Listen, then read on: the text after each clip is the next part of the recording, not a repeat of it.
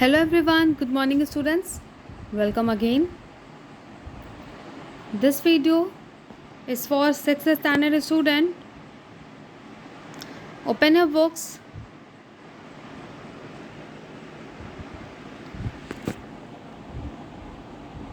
So student, आज की class में हम लोग चैप्टर नंबर 3, जैसा कि आप सबको पता है कि आपके एग्ज़ाम में जो आपका साइंस का एग्ज़ाम है उसमें 3 चैप्टर आ रहे हैं, फर्स्ट, सेकेंड एंड थर्ड। आज हम चैप्टर नंबर 3 का रिवीजन करेंगे और आई होप कि आप सबके फुल मार्क्स आने वाले हैं। आपका एग्ज़ाम पास आ गया है। नाउ चैप्टर नंबर 3 का रिवीजन कर लेते हैं। एग्ज़ाम में कितने क्वेश्चन रहेंगे? 40 क्वेश्चन रहेंगे। कितने मार्क्स के रहेंगे? 50 मार्क्स के। 40 क्वेश्चन 50 मार्क्स के आप लोग के एग्ज़ाम में आएंगे। और क्वेश्चन टाइप क्या रहेगा? क्वेश्चन टाइप रहेगा MCQ।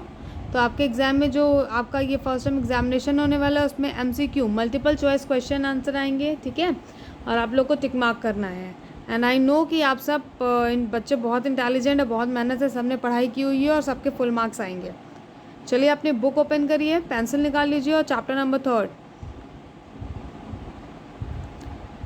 सो हमारा चैप्टर नंबर 3 है fibre, where do our cloth come from. Students, सबसे पहली चीज़ इन्फॉर्म ये करना चाहूँगी कि जो नए बच्चे हैं, जो न्यू एडमिशन हैं, उनको बता दूं कि जब भी आप लोग कमेंट बॉक्स में कमेंट करेंगे तो अपना नाम और सेक्शन ज़रूर मेंशन करेंगे। वहाँ पे हमेशा अपना नाम और सेक्शन, क्लास सब कुछ मेंशन करेंगे कमेंट बॉक्स में। चैप्टर नंबर 1, चैप्टर नंबर 2 का रिवीजन हो चुका है। जिन भी बच्चों ने अभी तक रिवीजन क्लासेस नहीं देखी है वो देख लेंगे, चैनल पे एडेड है। आप सबको पता है कि पुरानी वीडियोस को कैसे देखते हैं, मैम ने बार बार बताया हुआ है। जहाँ भी बच्चों को कन्फ्यूज़न है वो पूछ लीजिए, कमेंट बॉक्स में कमेंट करके पूछेंगे और अपना नाम और सेक्शन ज़रूर मेंशन करेंगे। वहाँ पे मैम पुरानी वीडियोस को कैसे देखते हैं तो मैम नेक्स्ट क्लास में वो एक्सप्लेन कर देंगे।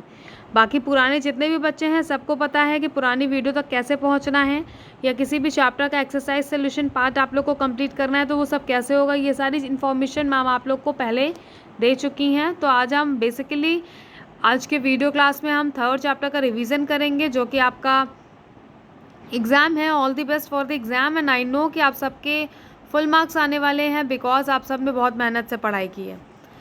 Chapter number 3, fibre, where do our cloth come from. तो यहाँ पे 3 चीज़ें हैं, वो मैम ने आपको बताया था।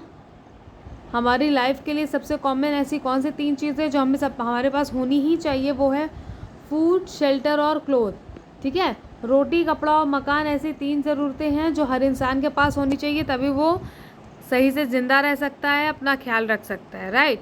इसके बाद जितनी भी दूसरी चीज़ें होती हैं वो हमारी ज़रूरत के अकॉर्डिंग होती है, बट ये जो 3 चीज़ें हैं, फूड, शेल्टर एंड क्लोथ, ये हमारी बेसिक नीड है और बेसिक नीड सबको मिलती है, ठीक है, सबके पास होती है। नाउ आप सबको पता है अकॉर्डिंग टू सीज़न या अकॉर्डिंग टू मौसम, ठीक है, वेदर के अकॉर्डिंग, जब भी बारिश होती है तो हम रेन कोट पहन लेते हैं, ये ठंड होती है तो हम स्वेटर पहनते हैं, गर्मियों में हम कॉटन के क्लोथ पहनते हैं। तो we wear different type of cloth according to different season. In summer mostly cotton clothes. तो ये सारी चीज़ें आपको पता है।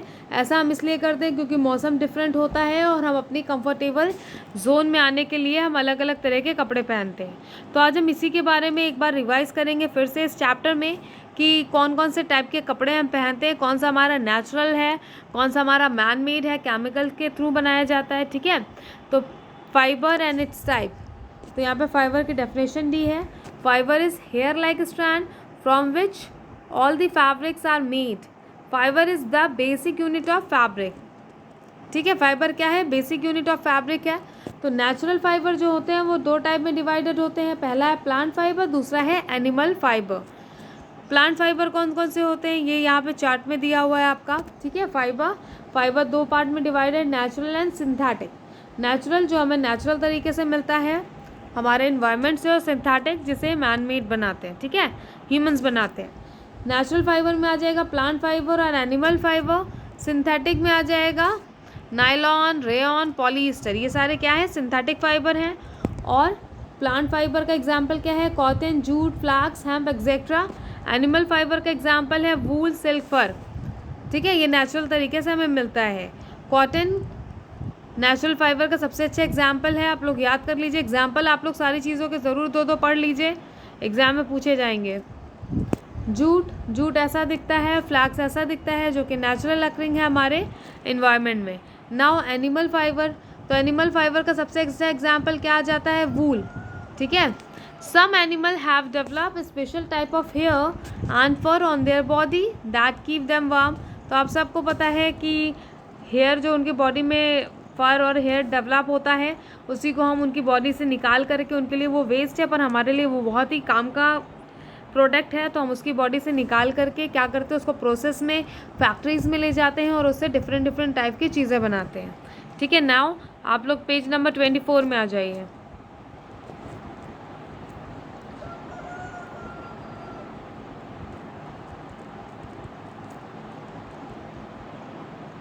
Page number 24।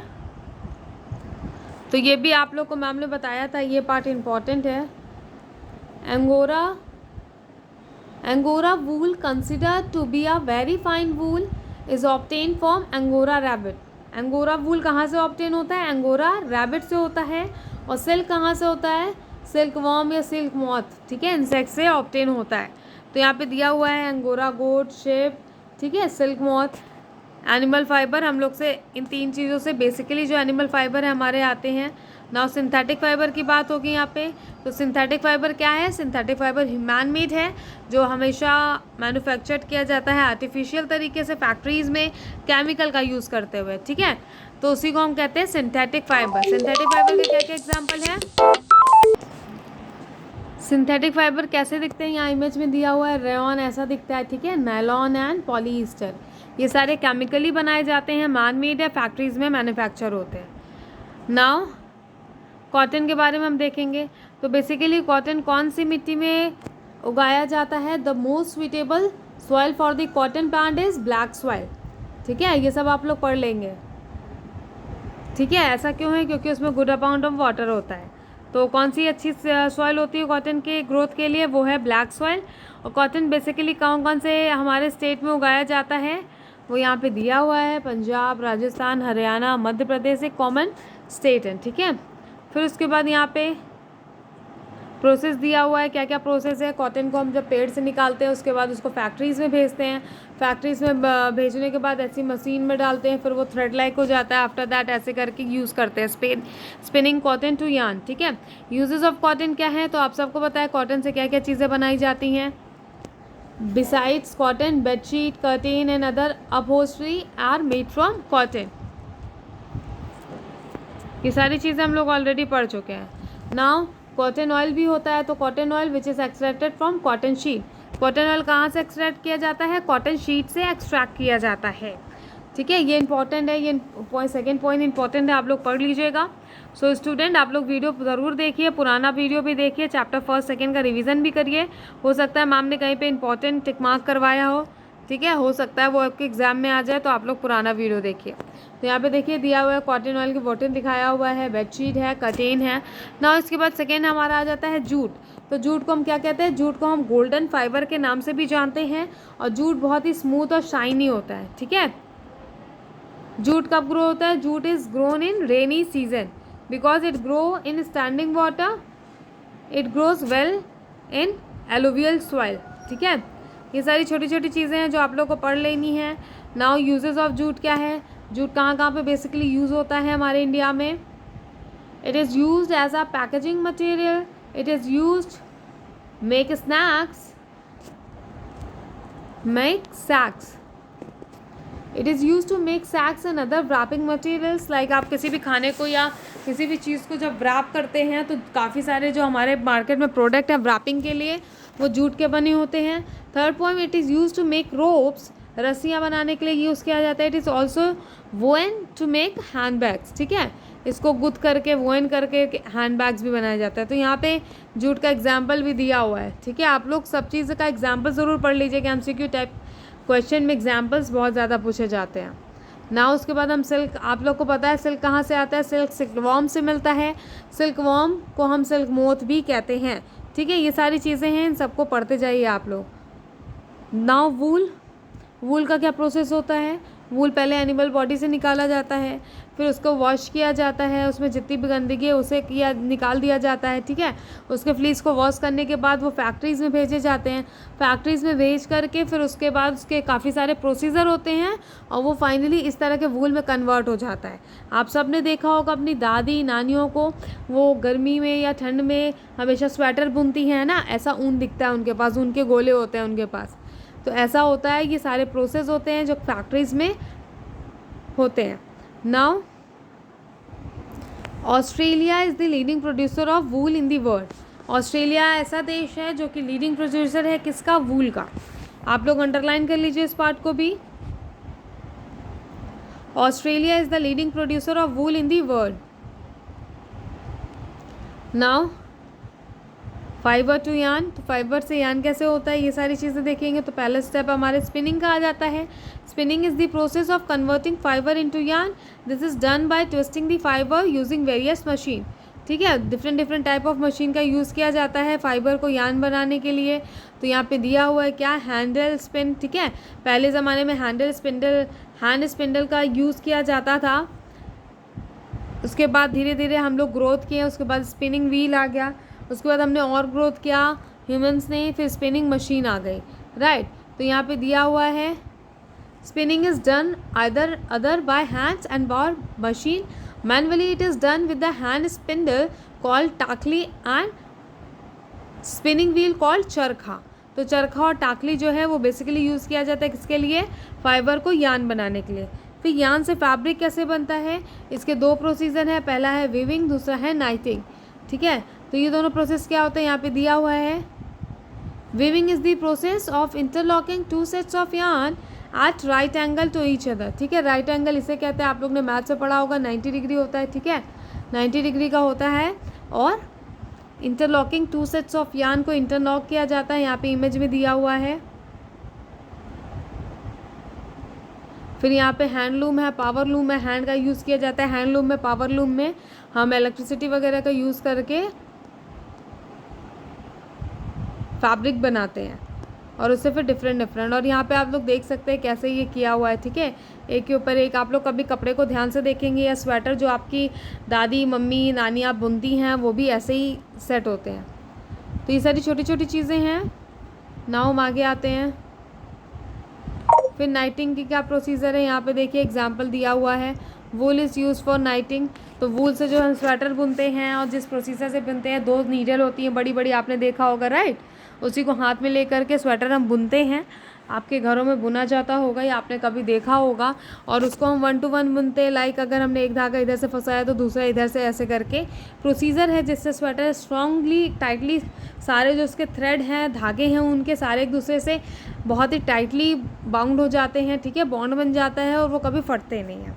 ये भी एक प्रोसीजर है। तो you may have seen your mother और grandmother knitting sweater, socks, cap etcetera from wool. Now knitting is usually done with a single yarn with the help of knitting needles. In knitting, the yarn is intertwined in a series of interconnected loops. तो आपने यहाँ पे देख लिया, समझ लिया। Now हम आगे जाते हैं। आगे क्या दिया हुआ है? History of cloth. तो हिस्ट्री आप सबको पता है कि पहले ज़्यादातर लोग क्या लुंगी वगैरह पहनना पसंद करते थे, लुंगी धोती, ठीक है, इस तरह के क्लोथ्स पहनना पसंद करते हैं। पहले तो सबसे पहले आदिवासी होते थे, वो क्या करते थे, जो जानवर होते हैं उनकी खाल से कपड़े बनाते थे, नहीं तो फिर पेड़ पौधे होते हैं जिनके बड़े बड़े पत्ते होते हैं उनसे कपड़े बना के पहना करते थे। फिर धीरे धीरे जब ह्यूमन्स के पास थोड़ा सा माइंड आया, फिर उन्होंने अपने जीने के तरीके में थोड़ा सा फ़र्क किया, फिर उन्होंने कपड़े बनाने शुरू किए। तो ज़्यादातर लोग पसंद क्या करते थे? धोती, कुर्ता, ये सारी चीज़ें। फिर नाउ आज के डेज में क्या है, फैशन डिज़ाइनिंग होने लगे है, तो लोग शर्ट पैंट, ठीक है, साड़ियाँ, सूट, काफ़ी सारे अलग अलग टाइप के ड्रेसेस आने लग गए हैं जो लोग पहनना पसंद करते हैं। तो इस तरीके से हमारी जो हिस्ट्री है वो टाइम के साथ चेंज होती जा रही है। पुराने ज़माने के लोग ऐसे चीज़ें पहनते थे, फिर लोग बीच में धोती पहनना पसंद करने लगे, फिर मॉडर्न वियर पीपल पहनने लगे शर्ट, ट्राउज़र, ये सारी चीज़ें, ठीक है।